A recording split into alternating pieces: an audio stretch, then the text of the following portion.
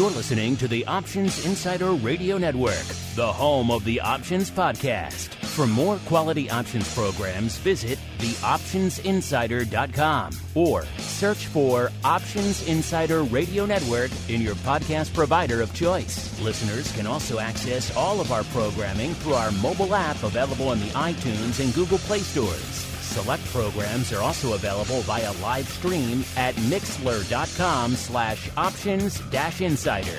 That's mixlr.com/options-insider. Don't forget to follow along with your favorite programs and submit your own questions for the hosts at twitter.com/options, stocktwits.com/options, facebook.com/theoptionsinsider, or via questions at theoptionsinsider.com.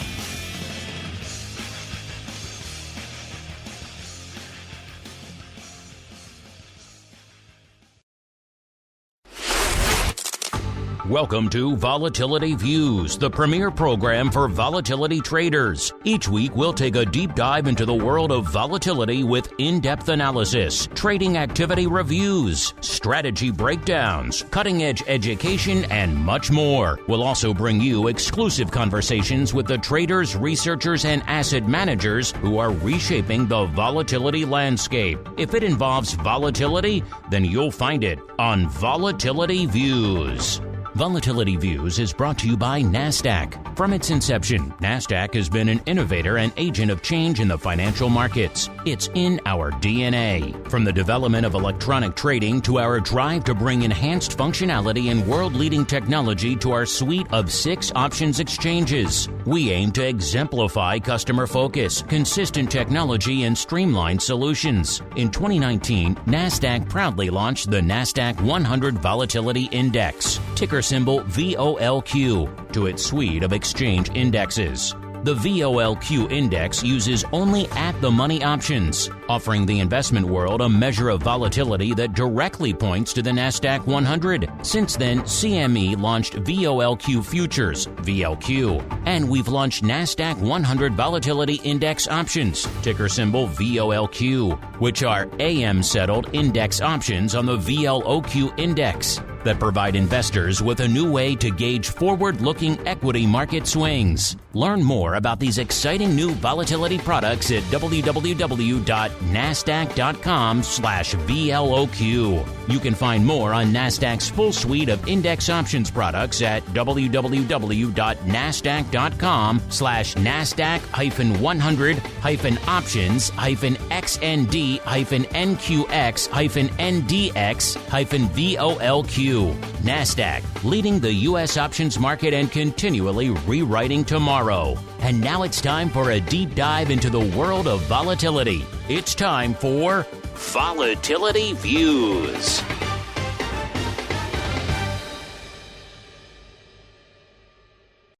All right, everybody. That music means we are back here on the old network one final time from the Southern studio, at least for you folks on the on-demand side. Pro folks will have a show coming up after this. But for you on-demand folks, welcome to Volatility Views, the premier program for volatility traders. My name, of course, Mark Longo from theoptionsinsider.com, as well as from the ever-exciting, at least we tend to think so, Options Insider Radio Network. If I sound a little bit different as I adjust my mic here in the old Southern studio, listeners, it's because I still am, there we go, because I still am in the old Southern studio, at least for a few more shows down here. If you hear some thunder overhead while I'm talking, it's because it seems like one of those unexpected southern storms is swooping into the area. So hopefully we will be able to maintain connectivity throughout the full show out there. You never know with these crazy storms. So if you hear explosions in the distance, I'm not in a war zone. It's just the Southern studio saying hello to all the folks out there. Of course, if you want to say hello to a little bit more content yourselves, only one place to go, theoptionsinsider.com/pro is the place to go out there. Once you're there, you'll get 200. We just hit Options Oddities 100 recently. I just realized that the other day. We should have had a big celebration, but we were busy. I was traveling. Maybe we'll have to have a belated celebration out there. But over 100 episodes of Options Oddities alone. And then 100 plus pro Q&As, a whole bunch of other goodies snuck in there. Of course, you get an early access to a lot of great stuff that everyone else has to wait for on the network. Lots of fun, live access to this, everything else we do. And of course, get your name in the hat for the Pro Trading Crate. Congratulations to Mackenzie, our resident crypto aficionado, who won now her second Pro Trading Crate. So folks starting to get into round two. I love all of our long-standing members who've been around for a while, been able to play the game for many months out there. TheOptionsInsider.com/pro is the place to go if you too want to join the party over there. Let's see who's joining us for the party on the show today. I am pleased to welcome back from usually the dark and stormy. I think he sent his dark, stormy weather down here instead, shores of Maine, where we are joined once again by the rockingest of lobsters, Mr. Andrew GIOVINAZZI from OptionPit.com. Mr. G, welcome back to ye old volatility views, sir. It appears the tables have turned. You're on the dark and stormy shores of Florida, and I am in the clear, sunny, breezy, and warm, perfect environs of a Maine summer. So I guess for coming back to the East Coast, right? They welcome me with open arms and torrential downpours. So we shall see. We shall see how the show progresses, listeners, as we keep on rolling right on into the volatility review.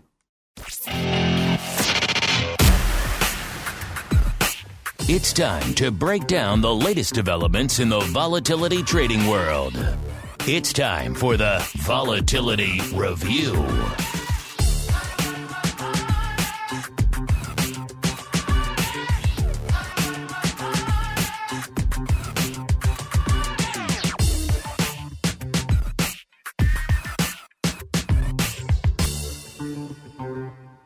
All right, everybody, welcome to the Vol Review, the portion of the show where we dive into all the Vol that was trading and trending and unusual activity and analysis, all sorts of fun perspectives coming in on the show. And, you know, as the thunder just rolls overhead, appropriate to some degree out here for the show this week. As we're coming into the start of the show, we are seeing the markets and that proverbial worm starting to turn, listeners.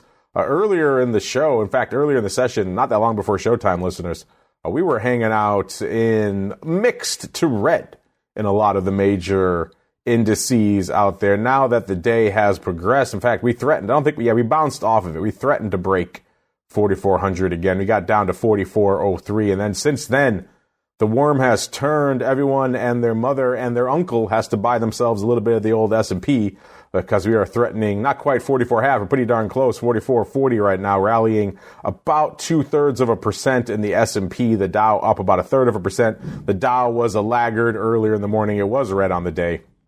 It has now swung to the green. And NASDAQ up nearly a full percentage point, about 0.85% out there. So apparently the worm has turned. All is right with the world yet again. Coming off the heels of a day yesterday where we saw the opposite. A lot of red on the screen. We saw vol actually managing to catch a bid, which was refreshing to see out there, especially after the persistent drumbeat of last year, whereas what is going on with VIX? Is VIX broken? Is vol broken? What's the point of VIX? It never moves. And now here we are, listeners. Once VIX gets back into the teens, you can start seeing it start to do its thing again, which is always fun. And I'm sure for a lot of you who are newer to the world of options and volatility, it might be a little surprising and or refreshing to see this out there. Coming into the start of the show today, we have VIX at a 14.5. So a nice little pop here from where we were this time last week. Still up 1.5 points. Of course, if this rally continues and if this thunder overhead persists, we might see some of that vol bid vanish. Even by the end of the show, we could be back at a 13 handle. Of course, still a decent distance from that 12 handle that I lamented on the show not too long ago. We did kiss ever so briefly, listeners. We did kiss a 17 handle early yesterday. Actually, we got up to, I think it was like a 17.08 was the high that VIX Cash hit during the week. Of course, coming back off that now, but still refreshing to see what is effectively a 5-point swing over the course of the week. Kind of nice to see that again, to know that VIX can get up to its old tricks again. VVIX 94, up about 11 points from where we were this time last week. last week, of course, we were heading into what was effectively a truncated holiday weekend, or I should say holiday trading week. And so we saw vol coming out last week as well. So last week, a bit of an outlier. And then, of course, VOLQ 1830 up, not quite a full point, about 0.8 of a point from where it was this time last week. Mr. Rock Lobster, an interesting week, a weird week. We kissed 17 ever so briefly. I think we all knew that wasn't going to last, and that was the case. This past week, Mr. Rock Lobster, a very literal example of how if you have some VIX upside, you got to get the heck out of Dodge pretty quick. Was that your takeaway this week as well, sir? It was. Like, I sold, oh my gosh. I sold basically everything I had in July upside and the zero left.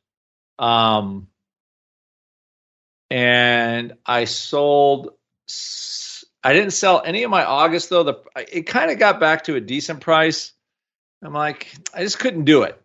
Which of course today, like, the high call price high is like 290, and today they're trading below 2. So of course selling them would have been a lot smarter. But I did buy a couple of VIX puts, so I don't feel so bad. But it's always better to get rid of stuff. I just thought, like, we're not going to have one more pop between now and August. So yeah. So anyway, yes, all the July I got rid of. Generally, my general rule with VIX is, like, you get that pop. If you hit 20, you generally hit it twice. Again, these are just observations. If you do have a move and the whole vol curve doesn't actually move all up at once, you just get basically the front end moving. That's usually like, okay, we're having a little vol, but we really don't have a vol event. We basically just, the market's moving, but it's not really big. And we never really got super flat. We got a little flatter in the front, but short-term vol, like 9-day vol, never got over 14 or 15. So it's not like, how low is the market going if 9-day VIX it can't get over 15? Like, it's not going anywhere. So, anyway, that's kind of where I was on that. Aside from the vanishing upside, sir, anything else catching your eye out there in this wild week where, kind of refreshing to see VIX doing its thing a little bit again, sir? Oh yeah. I mean, well, that's kind of the fun of VIX. Like, once it's down to around 13 again, all the percentage moves are huge. You get like a 3-point pop. And that's like what, 20, but look what the futures do. The price of the futures could move 1.5, 2 points. And that translates to, 15, 16, 17%, almost 20% in like VXX. So you get, the lower VIX goes, a 1 point, 2 point, 3 point move on the upside is like relatively pretty big. And that's what makes it fun. It also means if you don't get continuation, you gotta take your money. Like, it didn't thrill me. So I owned a lot of upside for nothing because I sold a bunch of my 16 and 17 puts out last week when they actually were printing pretty decent money. And I made some money on the strangles, just not great money on the strangles. Because I was only like I own the 22-30 call spreads for probably 20 cents each, and I sold the calls for 40. So not great money, but I'm not going to complain because it was still, it's positive, non-correlated money. So I'm not going to get super upset. But if you don't get continuation, usually I close. Like, you get around 17, you start kissing the top of zone 2, and it doesn't really break into zone 3. You're like, it's not enough, and you got to just take what you can get and go on to the next thing. And I spent years holding on to watching it get like kind of, you make that run through zone 2, like, woohoo, this is the big one, Elizabeth. And then no. And you're like, okay, 17, 16, 15, 14, boom, 13 again.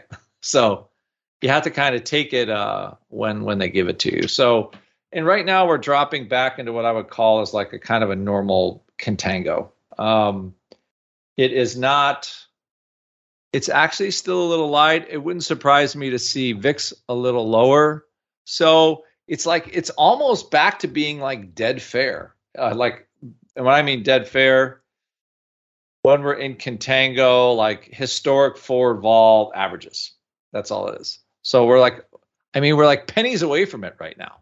So it's kind of it's starting to look like what could be a more normal type of stock market, even with all these other, issues going on in the background. Yeah, I was just looking at a VIX chart while you were talking. And of course, this time a year ago, VIX was at 27, vol was in triple digits and everyone was wringing their hands. Oh, VIX is garbage. VIX is broken. What's the point of it? Shortly thereafter, it was about August of last year where we started kissing the teens again. And that's when people started maybe getting a little bit more excited out there. But still, yes, that persistent drumbeat is VIX broken. I think, as you mentioned on the show a year ago, but then obviously there's still a question mark around the impact of 0 day. But I think we all also came down on the fact that at the end of the day, VIX was just, when it's hanging out close to 30 for sustained periods of time, there's just not much you can expect out of it in terms of how much more upside you can get. But now that we're back down to a somewhat more, dare I say it, normal range, then you could see some actual moves. And for all those out there who love it so much when we say it, percent of percent moves out there as well. That's for the meatball, wherever he is out there this week. I know how much he loves vol, a percent of a percent. You mentioned the curve, listeners, or Mr. Rock Lobster. Let's get out there next, getting out to the old volatility surface, listeners. As the old Rock Lobster mentioned, we are kind of getting back to somewhat normal, somewhat healthy contango out there. If we get all the way out to the end of Q1 of next year, March of next year, we're about a 21 in that VIX futures term structure, the cash hanging out at a 14.5. Of course, that front July future when we kicked off the show at about a 15.60. So a pretty decent slope all the way out there to March. And of course, that puts that July future up close to 3/4 of a point from where it was this time last week. August kind of barely budging up about 1/4 of a point. Mr. Rock Lobster, you were just talking about the contango creeping back in. What is catching your eye out there in the world of the vol futures this week, sir? This is like I was saying, this is the most normal, average-looking vol curve we have had in probably 3 years. It's very looking historically average-esque, which is kind of funny. So you have things kind of getting back to more historic levels. And generally, like, those more historic levels are bearish VIX. Like 9-day vol is 1260. VVIX is now down below 100 again after just being above it for about 2 seconds on Thursday. July 1570, which is still, I think the July future is still a $0.50 above its lows recently. So, but it is below 16. So it's slowly kind of creeping down. August future 1677. And I think the biggest thing now is we're waiting for tech earnings. I mean, you got all these $3 trillion companies expecting some pretty big AI numbers. Like, so what, what's it going to be? So there might be a little bit of, I don't know. I think it's going to be a hard time for VIX getting anywhere below 13, at least until some of these guys report. So I just think that's where things kind of are price-wise. Well, speaking of where things are, it's also that time of the month, listeners. We got the numbers hot off the presses from our friends over there at OCC. We broke them down in more detail on Options Bootcamp this week because they came out right during that show. I won't get into all of the highlights here. Suffice it to say, June, another not quite record month, but pretty darn close to it. 962.6 million contracts cleared by OCC in June. That's up nearly 20% from this time last year. So that's quite a banger month. June, historically, not really a banger month. I mean, it's the start of summer. Usually that whole sell in May and go away trade is in full effect by June. So you don't see a ton of volume. But this year, putting the lie to that, index options up over 38% year over year. I wonder why that could possibly be. What could possibly be driving the spike in volume in index options, listeners? I have no idea. Equity options up 23%. But the interesting nugget, because we're talking about futures, that caught my eye here is usually this is where I tell you, the VIX futures were still a laggard. They were terrible. This time, VIX futures kind of treading water, which in the parlance of VIX futures is actually a bit of a win. They were only down 2.2% on the year. A year ago, VIX futures put up 4.25 million contracts.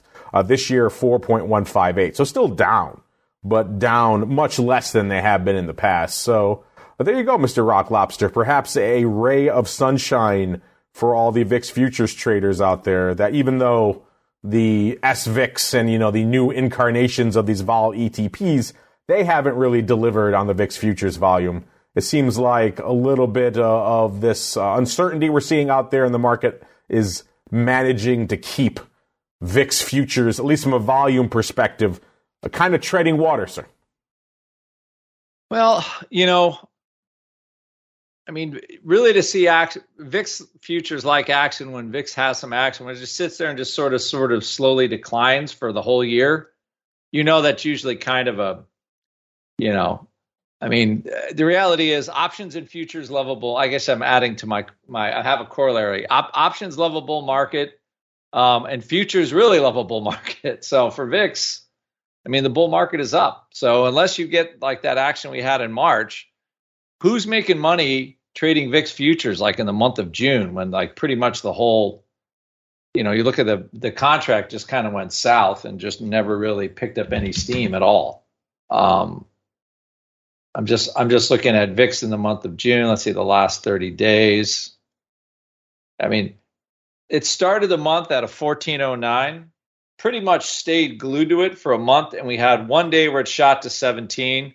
That was your shot to get rid of a July future, and that was it. So there's just, there was like the variation in June. We for 28 out of the 30 days in June, roughly, actually, because I'm looking at July now, but there was, VIX really didn't vary more than $1 from 1390 the whole month. So it's just hard for, it's hard for traders to get excited when there's no real move. What are you buying into? And then if you trade VIX futures, just for the contango? So you short them and, make a little juice that way without spreading them. So generally, if there's not great value or the future prices don't get all kind of out of whack, I don't think you see a ton of volume.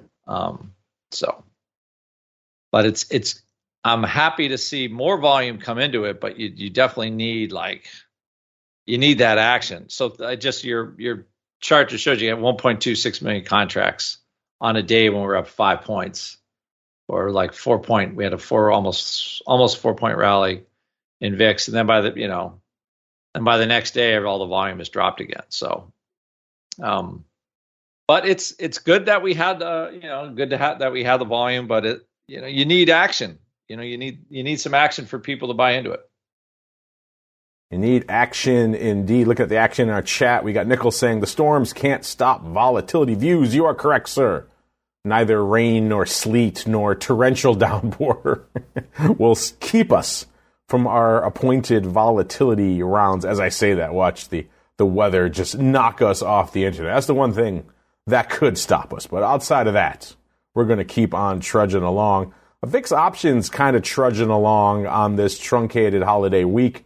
As we're talking right now, coming into halfway through the show, listeners, it's a respectable day out there. It's not nothing. It's not barely 250,000 contracts, but it's also not 1.2 million contracts either. Looking at 438,000 contracts on the tape in VIX land right now. That ADV also just getting gut punched by the holiday week, listeners. Down 50,000 contracts from where it was this time last week.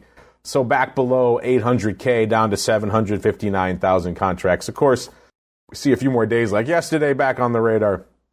That's probably going to change. Let's get out to the top 10. Let's see what's open out for size right now in VIX land, listeners. And it's an interesting smattering, let's put it that way. Of course, if you're looking for some puts, you look elsewhere, because once again, third, fourth week in a row now, we have 0 puts to be found in the top 10 size positions in VIX options. Read into that what you will, listeners. Cost you 196,000 contracts to break into the top 10 this week. That gets you to the SEP 45 calls. So Are we getting back into that season, listeners? The answer is not really, not quite. A little bit. Got a taste of it, though. Number 9, 215,000 of the July 21, so far more, dare I say it, normal strike selection there. Number 8, 228,000 of the July 25s. Number 7, 240,000 of the AUG 20s. Number 6, we have 243,000 of the AUG 25s. Number 5, 257,000 of the AUG 60s, 60s, so still some love for the 60s out there. Number 4, 284,000 of the July 23s. Number 3, 286,000 of the July 22s. Number 2, 317,000 of the July 20s. And the big dog, yet again this week, 337,000 of the SEP 60s, 60s. I do believe that is part of that 1x3 we talked about a couple of months ago. We were wondering, is this kind of the return of some of the old ratio VIX upside action? And the answer so far has kind of been no. It was kind of those big trades. And that was really about it. So I guess we have to wait a little longer for the return of some of our beloved backspread action. Let's go out to the action today. Let's see what's lighting it up.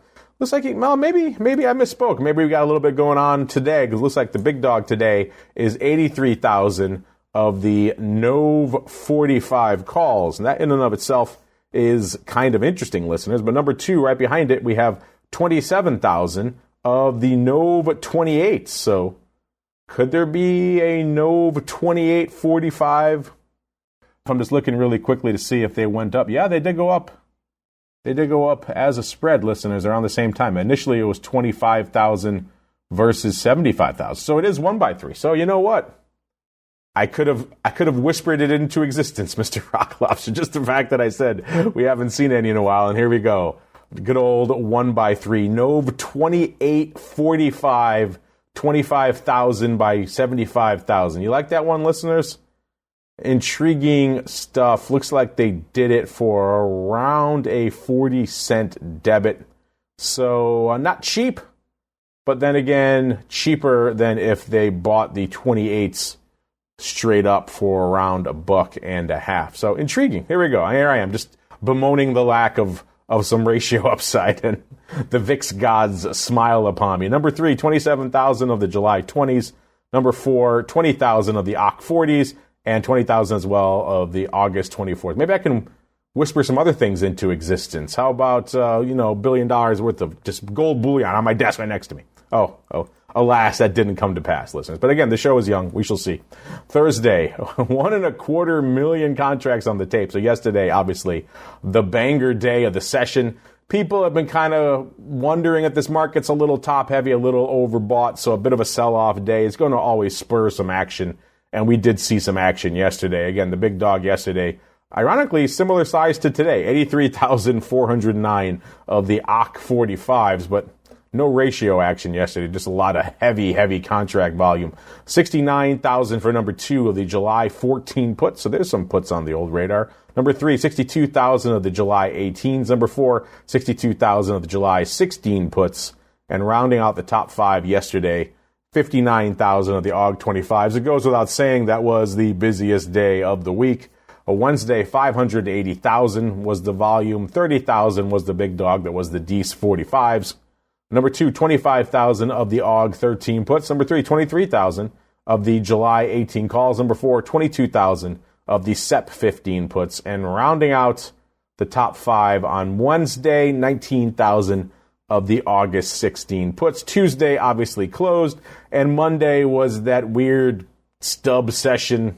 Only about 213,000 contracts on the tape on a pretty light Monday. The big dog, such as it was, 15,000 of the July 13 puts. A lot of put action on Monday, followed by 14,000 of the July 12 puts, 11,000 of the July 23 calls, 10,000 of the July 16 calls, and rounding out the top 5 on a pretty anemic half session on Monday, 9,100 of the July 20 calls. Mr. Rock Lobster, what are your thoughts on the volume that we did see this week, including a big day on Thursday, and also clearly the fact that I have now manifested powers to speak things into fruition, like the ratio vertical today, sir?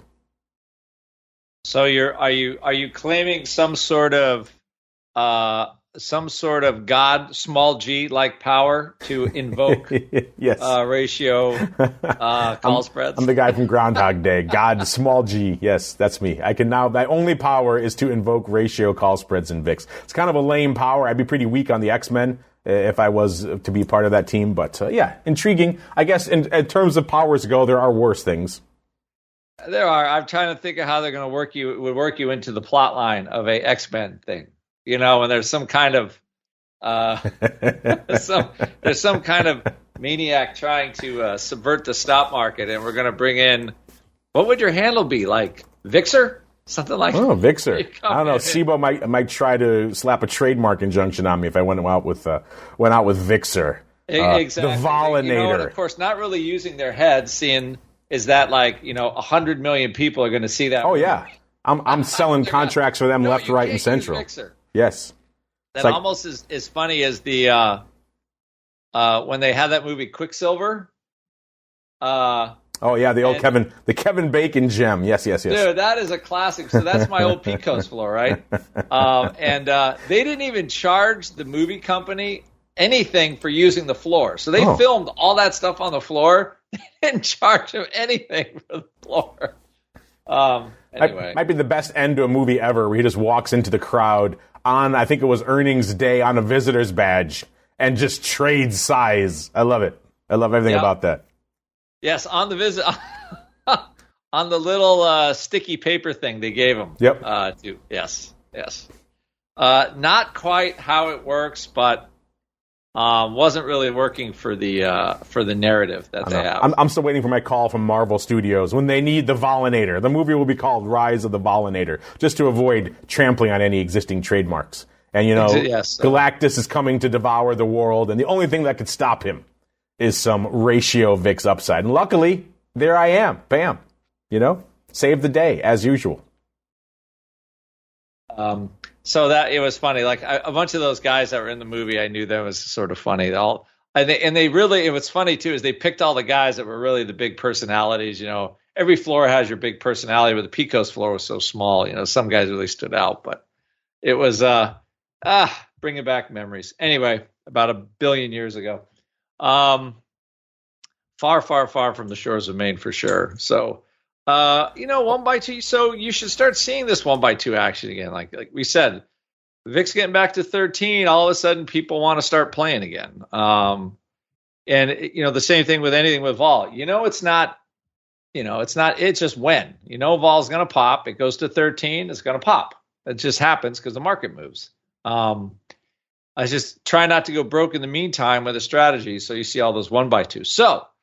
So the fact that you can invoke means maybe you have some rough idea of how the stock market thing works. I'm getting a handle on this thing after all these years here, Serbia. I thought after we saw the last one for size, I thought that was kind of it. Opening flag, opening the floodgates. Here we go. And yet we haven't seen him really until today. So I guess the Volinator was busy doing other things, but now he has returned. He's ready. He's ready for action, Mr. Rock Lobster. It is the rise of the Volinator. As we keep on rolling here. You know what else was rising? Not so much now, so I'm sure our buddy on the show last week, the once in future and now present Dr. VIX, will have a bit of a frowny face because his beloved SVIX, like 60% of his holdings now, it has the temerity to actually go down. Week over week, went down a point. 27.25 right now, so one of the few weeks in the last couple of months where we said it was not setting a new all-time high. Still obviously up size. Well, we got excited when it hit 17. In fact, a lot of our listeners were overwriting. They've written in saying how they overwrite calls on the 17, 18, 19, 20 strike, and we're lamenting it now. But hey, you're making money at the end of the day, so it's still better than losing. But yes, I could see how you're upset. You left a little bit of cash on the table. So maybe you're getting some of that opportunity back today. We're dropping down a point. Not so much in terms of paper out there today, only 1,400 contracts. But again, if you look at it in light of the ADV, it looks a little better because the ADV is about 2,000 contracts a day right now. That's ticked up about 250 contracts since our last show, so maybe they're doing something right out there. A little bit more paper. We've all been kind of lamenting collectively here on the show the lack of paper out here in SVIX, so maybe starting to hit 2,000 contracts a day. Maybe we'll start seeing, dare I say it, a weekly out here in SVIX. And hey, we all can start slinging a little bit more SVIX out there. Right now, in terms of size positions, it is the July 8 puts, 2,208 of those bad boys ruling the roost out there in SVIX right now. I got a feeling the 8 put's not going to come into play, but hey, we've seen crazier things. That'd be a heck of a move from 27 down to 8 by July expiration. Right behind it, we have 2,100 of the AUG 9 puts. So once again, we were talking about those on the show recently, on the show last week, I do believe, how someone had blasted away those 2,000. And it was an intriguing trade. I think they got a decent level for them. And we were just kind of all intrigued by the idea, intrigued by how much they got for them. Just an intriguing idea. I think a lot of people would sell those AUG 9 puts and take delivery of SVIX at 9. Intriguing stuff. 1,100 of the July 27 puts for number 3 and 1,100 for number 4 of the SEP 35s. And let's just do a top 5 because why not? 1,000 of the July 25 puts. That's your top 5 out there in SVIX. Mr. Rock Lobster, I know the Mr. Dr. Vix loves himself some SVIX. Have you been converted to the cult of SVIX since last we chatted, sir? I have. I'm just putting out a new limit here. Hold on for 1 second. I do like the product. I think it's fun. It has been trading a little more, and it's funny because yesterday I was talking to my students about it, and that is a great buy the dip product. We have vol spikes, and then like all of a sudden that product's going to fly. It either flies back up, or it goes, the way of Palookaville. So it's kind of a fun product once vol starts moving. When vol's not moving at all, it just kind of sits there. So you could trade the options around the underlying. I just caution everybody, just like in the old days when there is a huge spike in volatility, SVIX gets annihilated. I'm just like, so you just be prepared. Be prepared for that. As what I would say on that one. So that's why I say it's better. I kind of like leaning into it on the dip, as opposed to, another way. I think it works pretty well that way.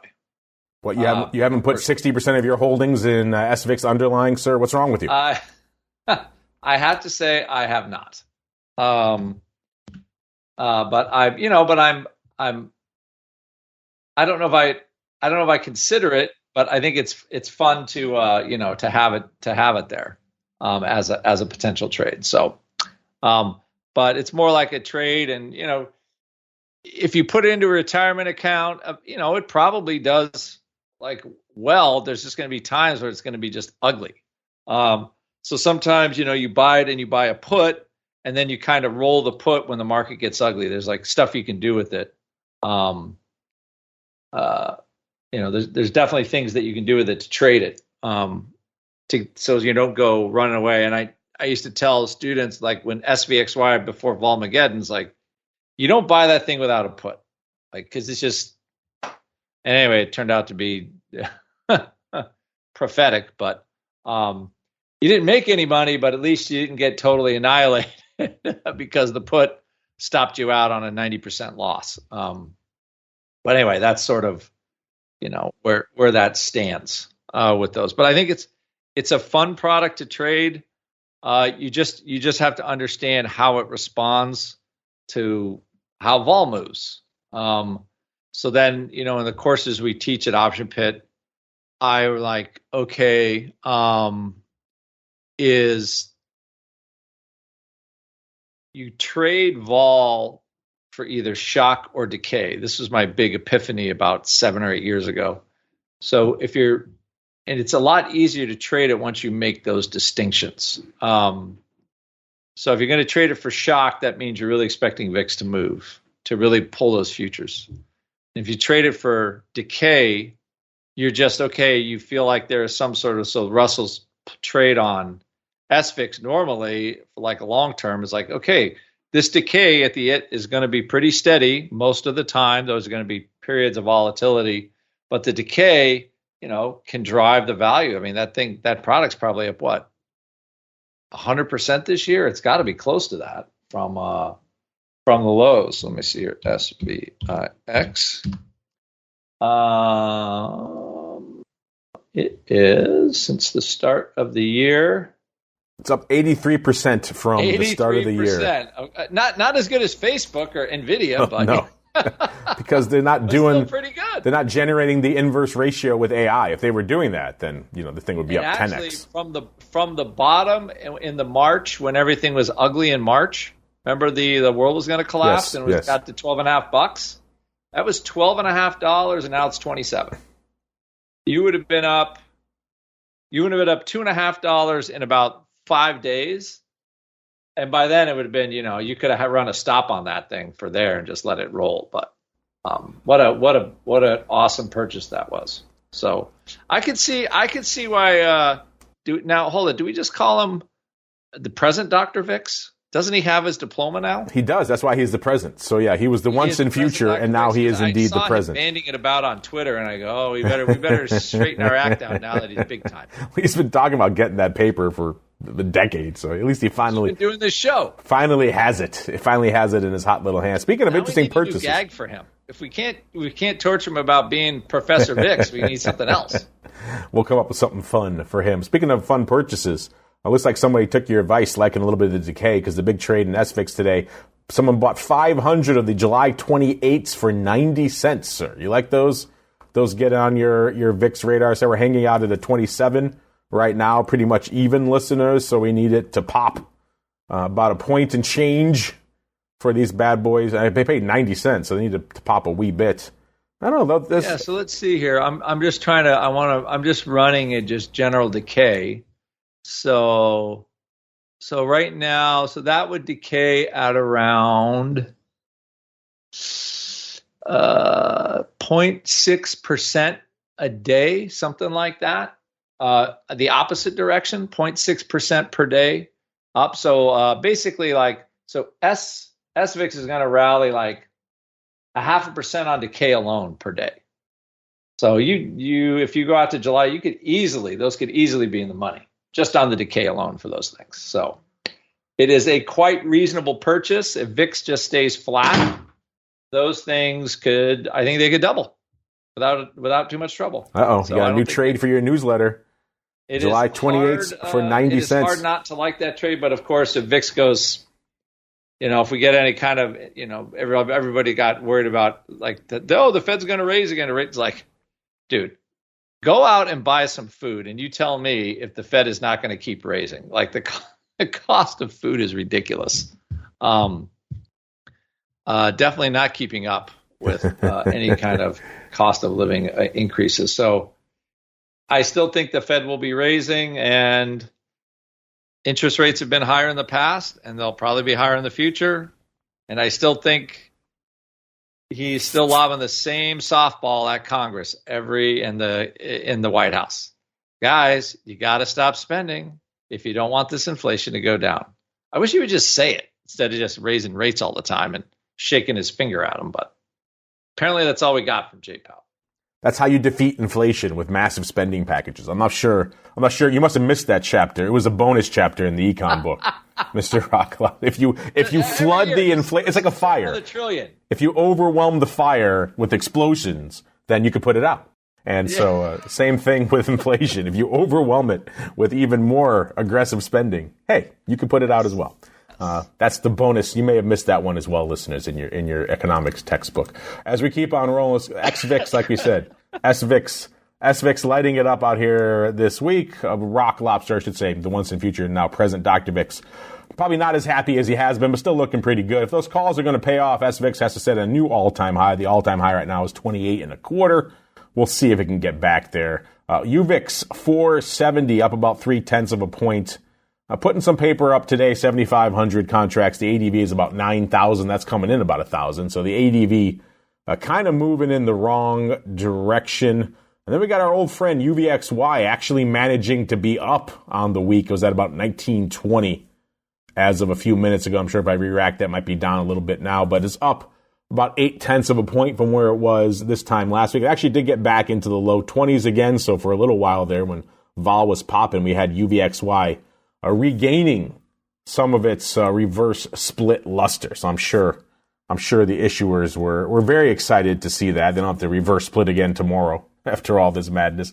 59,000 contracts on the tape today. That's pretty much in line with the ADV, which is 122,000. That's moving in the wrong direction as well, down 20,000. Now, we did come off that truncated holiday week, so that's kind of gumming up some of these ADV numbers, listeners. But obviously, when they reverse split this thing, they're hoping that it kicks some of these numbers back into high gear. We'll have to wait and see if that materializes. Right now, the big position in UVXY, 28,000 of the 8 calls. These are all pretty much pre-split adjusted ones, so we'll have to wait for some more paper to come back in to really kind of usurp these. You got these Jan doubles out here as well, so all sorts of funky strikes out here as well. But Mr. Rock Lobster, what are your thoughts on UVIX and indeed our freshly reverse split friend UVXY? Have you been lured back to the dark side of UVXY post-reverse split, sir? I have. I do own some. I do own some UVXY puts versus some SPY put flies that have kind of been, I want to say, dying on the vine. I had the chance to close some UVXY puts, but I'm like, no, I'll be making. So they're on their way back. They're on their way. They're almost back to even on that one side. So yes, I have been looking back again. Why they did they're not like 20 for 1? Again, we still shake our heads like, why do they do this? So like, just do it once and split it up, you know. But anyway, I think UVXY and both of them. UVXY is a little more liquid. But still, like, you know, it's not easy to move 50 contracts in UVXY right now. I mean, if you take the offer, you can, but it's still like it's never like a super liquid product, not like VIX's.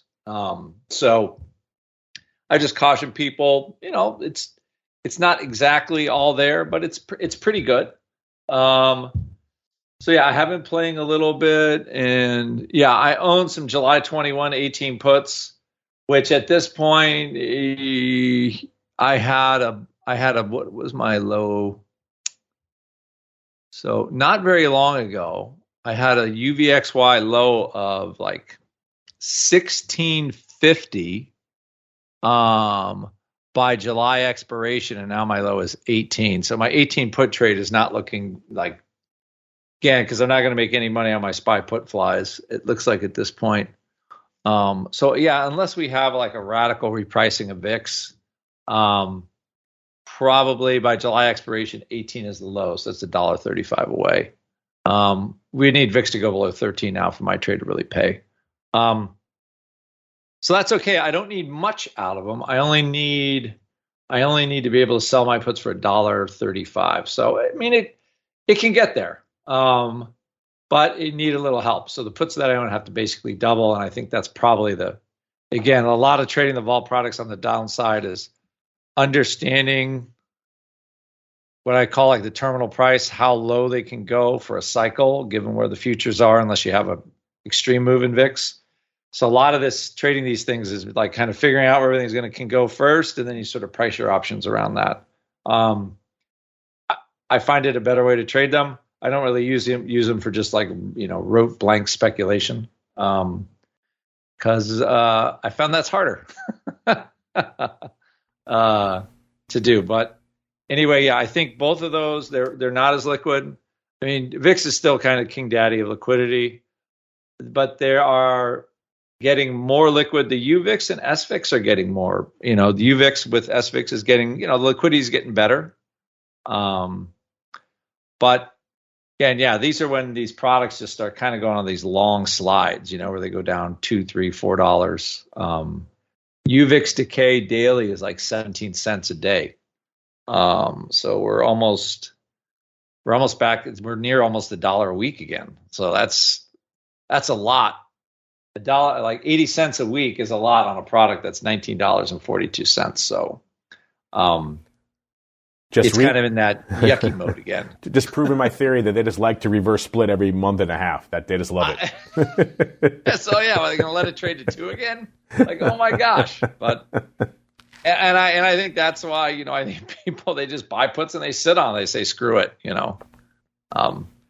But hard to argue with that approach, sir, given their propensity for reverse splitting on a seemingly monthly basis out there. And if this keeps up, we'll be talking about reverse split and these products again very soon, listeners. What did just reverse split? So it's probably gotten back on your radar as a result, listeners. It's good old VXX, the product. This time a year ago, we were saying this is a piece of garbage. Barclays screwed the pooch. We're done with it. I was saying that myself. So you'd be forgiven for saying it yourselves out there as well, listeners. But of course, now the reverse split is back in.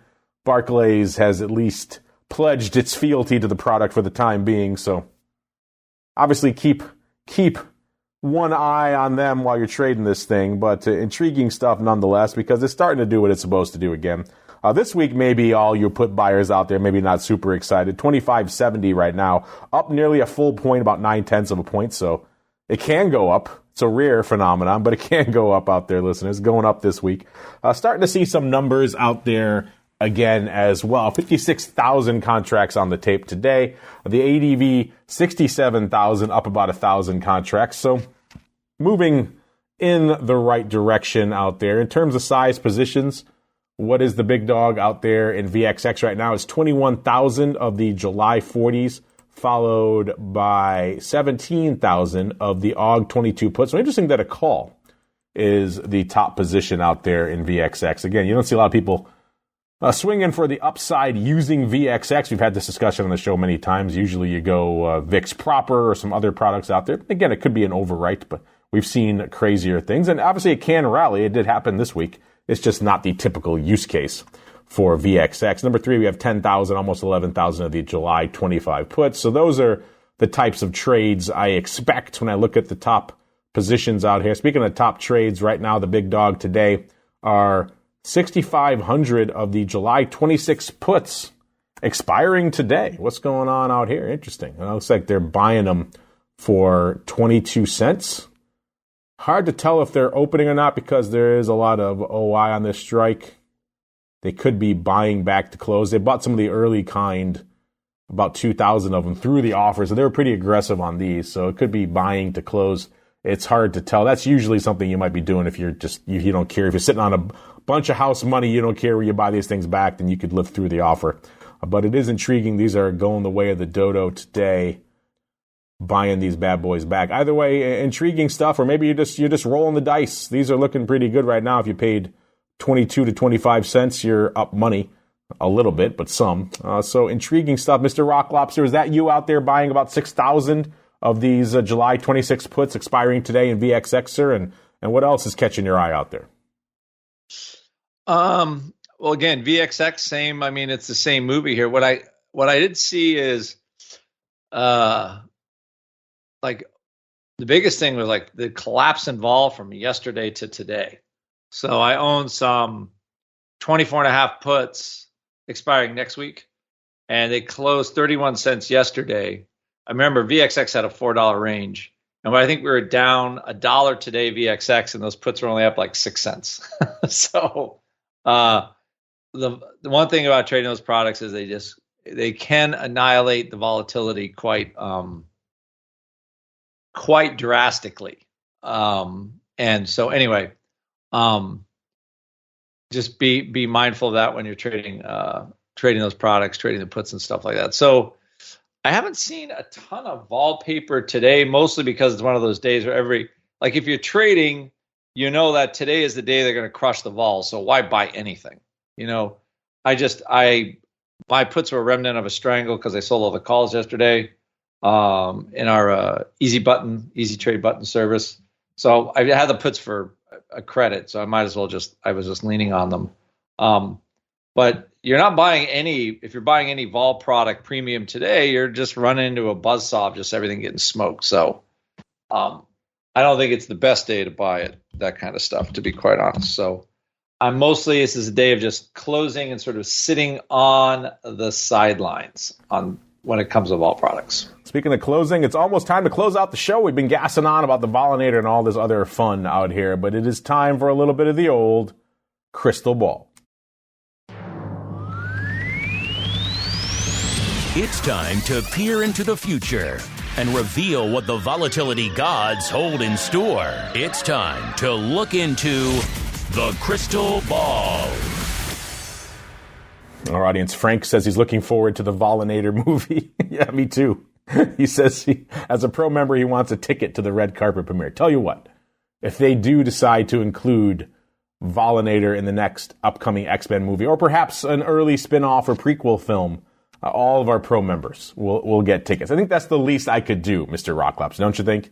You all get tickets to the red carpet premiere of the Volinator movie. You think that's a good peace offering to our audience, sir?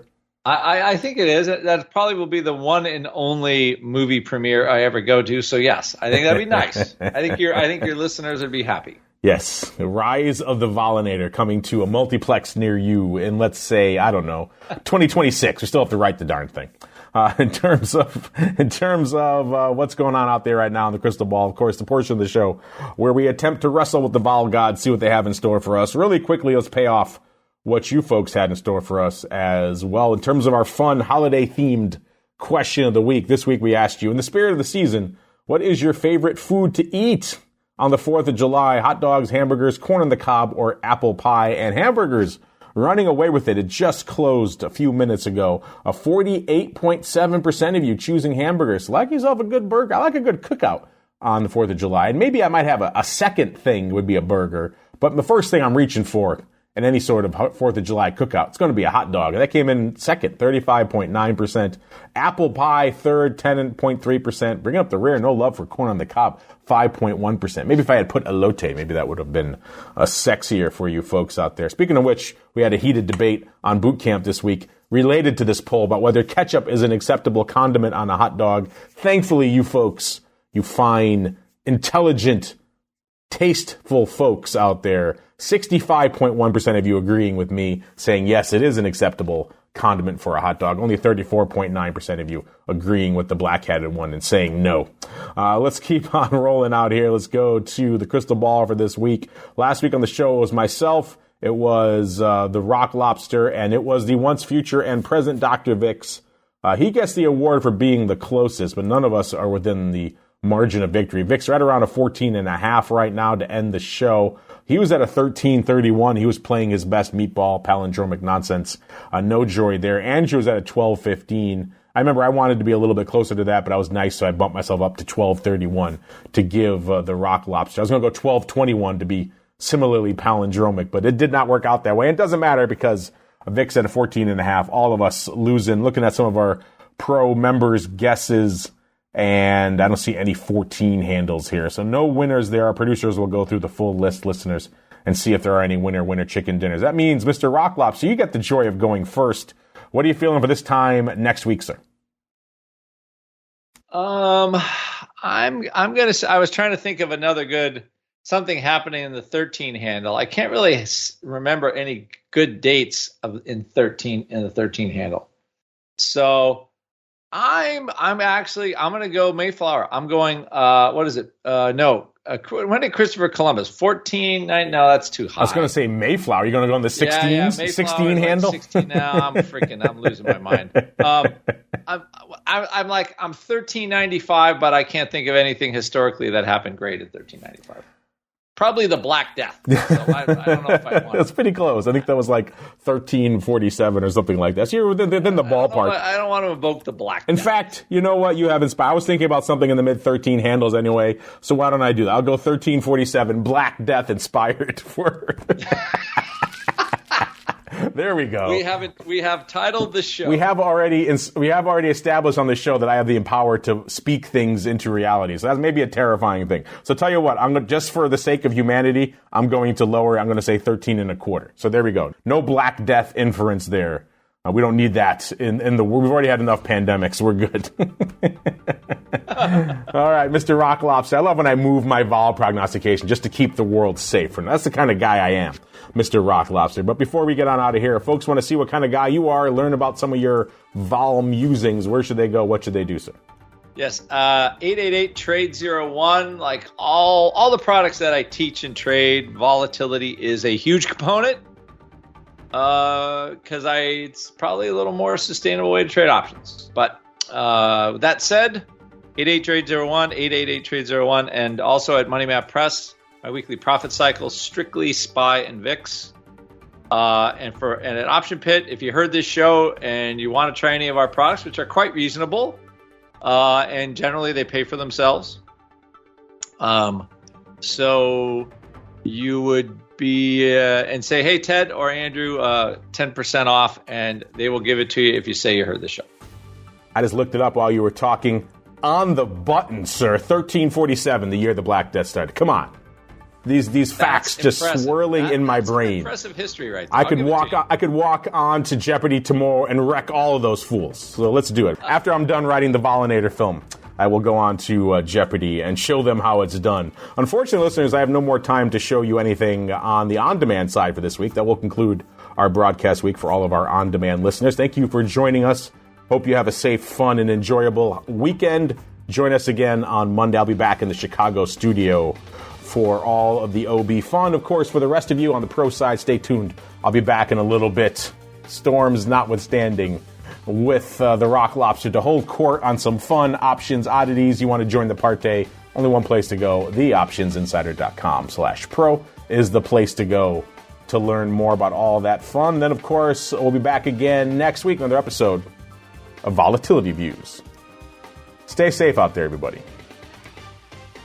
Insider Radio Network in your podcast provider of choice. Listeners can also access all of our programming through our mobile app available in the iTunes and Google Play stores. Select programs are also available via live stream at mixlr.com/options-insider. That's mixlr.com/options-insider. Don't forget to follow along with your favorite programs and submit your own questions for the hosts at twitter.com/options, stocktwits.com/options, facebook.com/theoptionsinsider, or via questions at theoptionsinsider.com.